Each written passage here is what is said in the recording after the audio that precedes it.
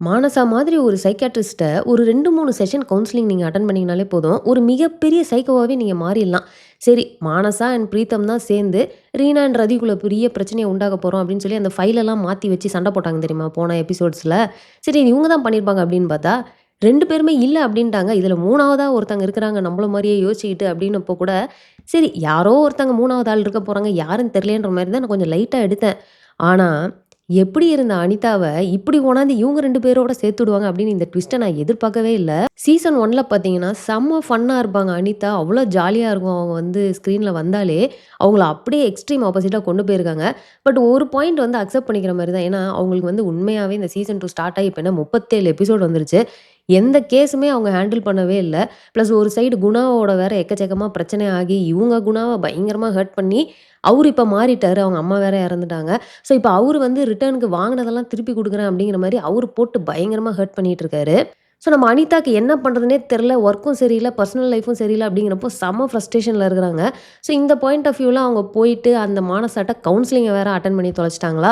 So, சூப்பரா இந்த வேம்பயர்லாம் வந்து இன்னொருத்தங்க யாராவது மனுஷங்கள கடிச்சதுன்னா கொஞ்ச நேரத்தில அவங்க வேம்பயரா மாறிடுவாங்கல்ல. ஸோ, நம்ம மானசா வந்து ஒரு வேம்பயர் மாரி தான். அவங்க கிட்ட இந்த மாரி ஒரு ஆல்ரெடி ஃப்ரஸ்ட்ரேட்டடா இருக்க ஒருத்தங்க போய் கவுன்சிலிங் போறாங்க அப்படின்னா, அவங்களையும் அவங்கள மாரியே மாத்தி தான் வெளிய அனுப்புறாங்க.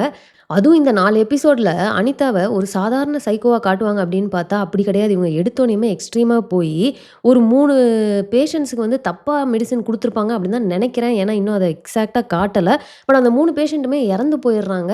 ஸோ, இவ்ளோ பெரிய விஷயத்த நம்ம அனிதா வந்து அவங்களோட சேர்ந்து பண்ணுவாங்களா அப்படிங்கிறது எனக்கு கொஞ்சம் ஷாக்கிங்கா தான் இருக்குது. இது பத்தாதுன்னு நம்ம அர்ஜுன் வேற ஸ்டார்ட்டிங்லேருந்தே மானசா அர்ஜுனுக்கு வந்து எப்படியாவது நம்ம கண்ட்ரோல் கொண்டு வரணும் அப்படின்றத அவங்க ட்ரை பண்ணிட்டு இருக்காங்க. அதுக்கேத்த மாரியே நம்ம அர்ஜுன் வந்து அவங்க கூடயே போயிட்டு இருக்காரு.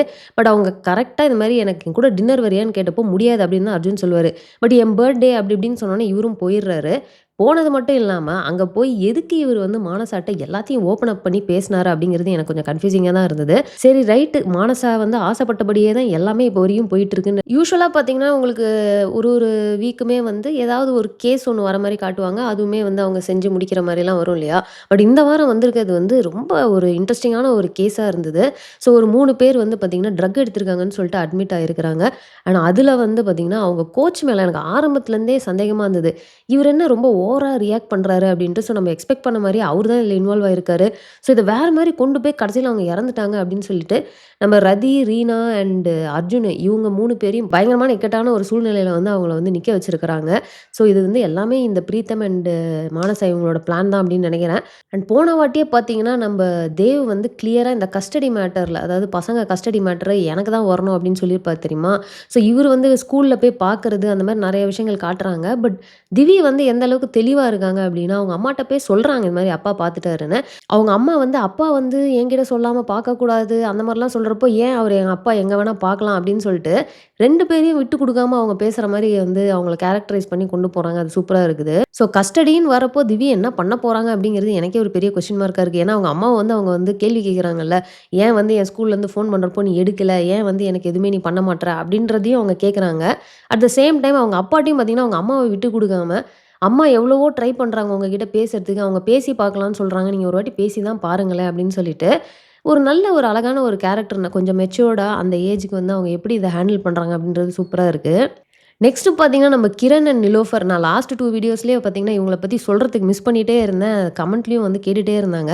ஸோ, கிரண் அண்ட் நிலோஃபர்ல வந்து எனக்கு நிலோஃபரோட கேரக்டரைசேஷன் ரொம்பவே புடிச்சிருக்கு. ஏன் அப்டின்னா, என்னதான் கிரண வந்து அவங்களுக்கு ரொம்ப புடிச்சிருந்தாலும், கிரணுக்கு நம்ம மேல இன்ட்ரெஸ்ட் இல்லன்றத அவர் ஓப்பனா எக்ஸ்பிரஸ் பண்ணிட்டாலும், அவர் வந்து ரீனா கூட பேசுறது, போறது அது எல்லாத்தையுமே வந்து இவங்க சப்போர்ட் பண்ணி, லைக் கிரணுக்கு என்ன புடிக்கும்? அவன் என்ன பண்ணா ஹேப்பியா இருப்பான்? அப்படிங்கிற எல்லாத்தையுமே வந்து நிலோஃபர் பண்ற மாரி காட்டுறது வந்து, ரொம்ப வந்து செல்ஃப்லெஸ்ஸா ஒரு பியூரான ஒரு சோல் மாரி வந்து ஃபீல் ஆகுது. இப்ப கூட பார்த்தீங்கன்னா, டின்னருக்கு வந்து அவரு திரும்ப ரீனாவ கூட்டு வந்துட்டு, "ரீனா ஏன் என்ன பத்தி வந்து இப்படிலாம் பேசினா? அப்ப அவ என்ன இப்படிதான் நெனச்சுக்கிட்டு இருக்காளா?" அப்படின்னு சொல்லிட்டு கிரண் வந்து ஃபீல் பண்ணிட்டு இருக்கப்ப கூட நிலோஃபர் "அப்படிலாம் கிடையாது.